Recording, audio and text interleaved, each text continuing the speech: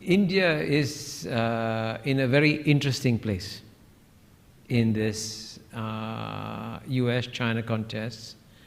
Until June 2020, India was moving towards a position of trying to be very careful about maintaining good relations with both sides. Then there was an accident in June 2020.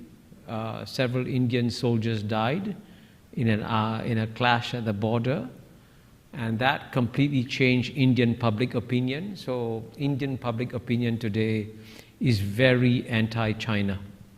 And so before the June 2022 incident, the two leaders who had spent more time talking with each other face to face were Prime Minister Modi of India and President Xi Jinping of China, and they got along quite well with each other.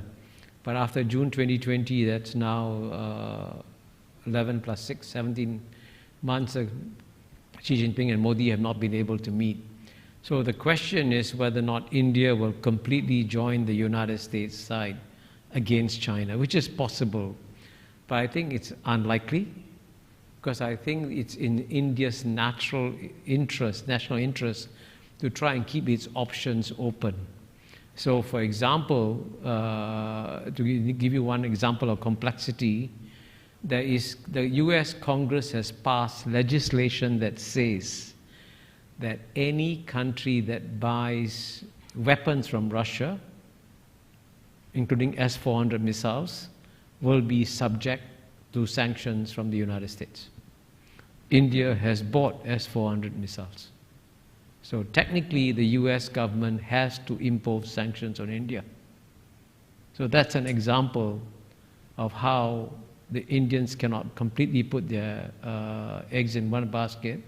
And if you read the book that Jai Shankar, the foreign minister, wrote, which I reviewed for the South China Morning Post, you will see in that review, I quote sentences from his book where he says, yes, India is a member of the Quad, but is also a member of the BRICS, which has China. It's also a member of the I forget which comes first, India, China, Russia dialogue, which happens also. So India, I think, has a foot in many camps.